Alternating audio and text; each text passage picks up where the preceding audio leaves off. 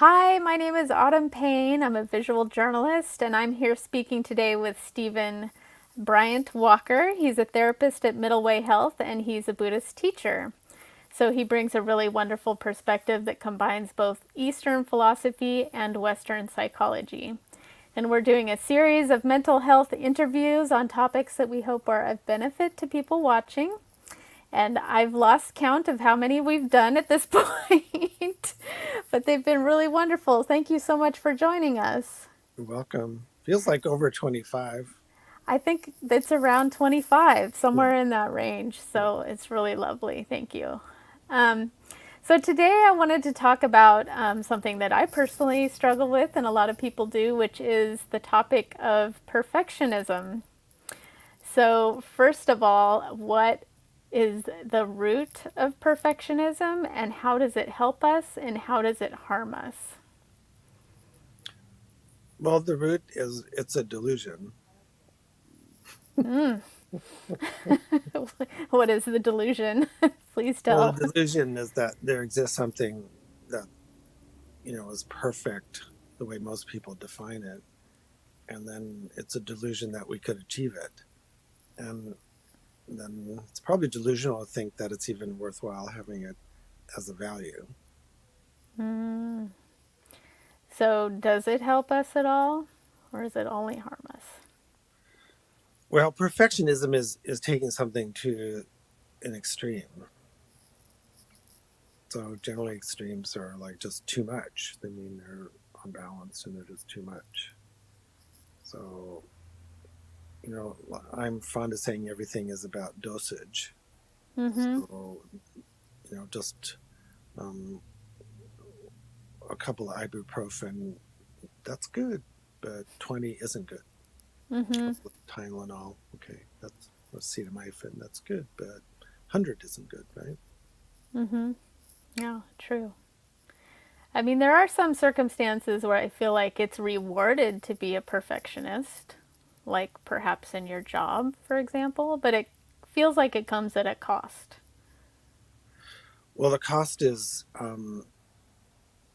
actually a lowered energy, Mm. um, and usually um, a mistaken view of ourselves and others.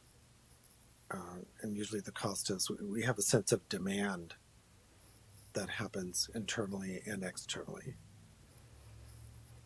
And then we have a sense of obligation to meet that demand on top of the demand is obligation, and then um, guilt and shame aren't very far behind. So that's all sort of internal dialogue that's Well, a occurring. lot of times it's expressed too, like in shaming, we shame others, like Oh, true. I, you didn't meet my expectations. Um, and sometimes, of course, those are realistic, but a lot of times they're just totally unrealistic. Mm. I love Um, this expression that you're a recovering perfectionist. right. So, what does it take to be a recovering perfectionist rather than a perfectionist? Um, I think there's a certain collapse that maybe has to happen where we're constantly striving for something we can't achieve. But you know, I don't want people to feel like they have to hit a bottom that's hard. But sometimes we do have to hit a hard bottom to use a recovery phrase, so that our unrealistic expectations of ourselves or others do result in some kind of collapse. Mm.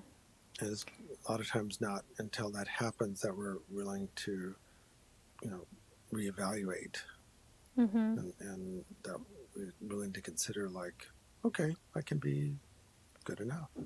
Good. Did you have a bottom that occurred? Was there a moment that made you realize that perfectionism was a problem?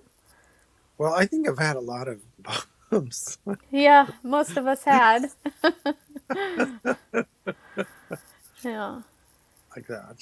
Uh, yeah. but I like to joke in my family growing up, the motto was even perfection isn't good enough. Oh, whoa. Yeah. That's intense. That's intense. Yeah. So the Yeah. expectations were very high. Yeah. Yeah. So, what's the relationship between success and perfectionism? Like, do you think perfectionists are more likely to achieve success?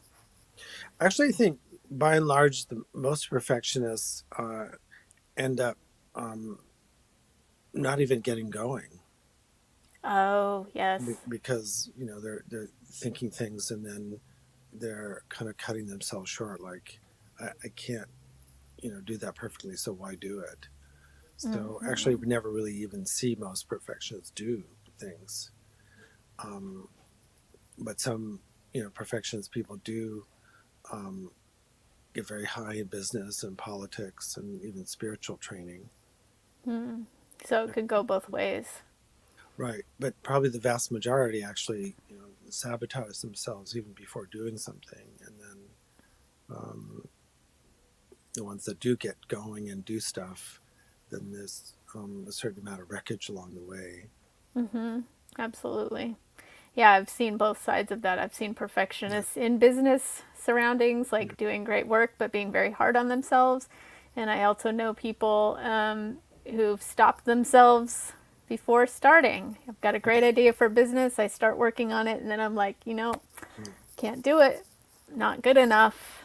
Um, I think part of the delusion around perfectionism is that we think we're only being hard on ourselves, but when we're hard on ourselves, we're actually going to end up being hard on others too. Absolutely. Because when we're hard on ourselves, generally our self care goes down. We're not as warm and open as we think we are or should be. And people feel it around us too. True. So, what are some of the things that those perfectionists out there can employ to help them move beyond that state of mind? Well, I'd like to suggest something maybe simple, hopefully not simplistic. Simple is good, Yeah. especially for a perfectionist. Uh, to notice those times where we do have a sense of well being, uh, doing something or just being something or even meditating, where it does have what we would consider mistakes or flaws or not totally meeting the goal, but the sense of well being is there anyway. Because actually, we do a whole bunch of things that um, actually aren't perfect, of course, but we know they're not, and yet there's a sense of satisfaction and well being. So it's important to anchor those, Hmm.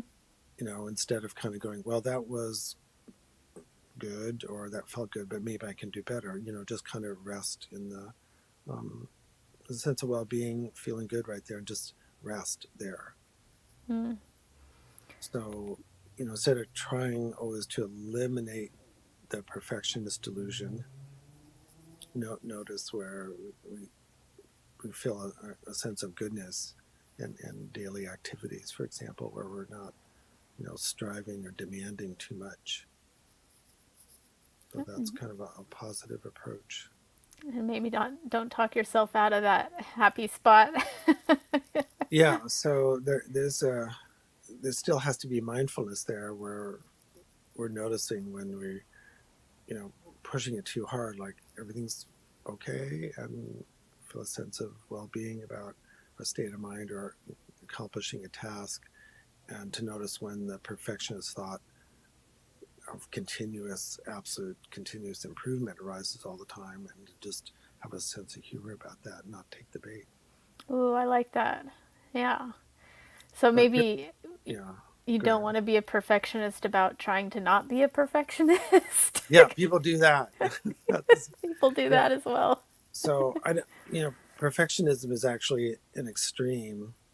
Uh, so meaning it is a delusion. So it's not really a value. See, so I think the way out uh, too is to have values rather than just ideals.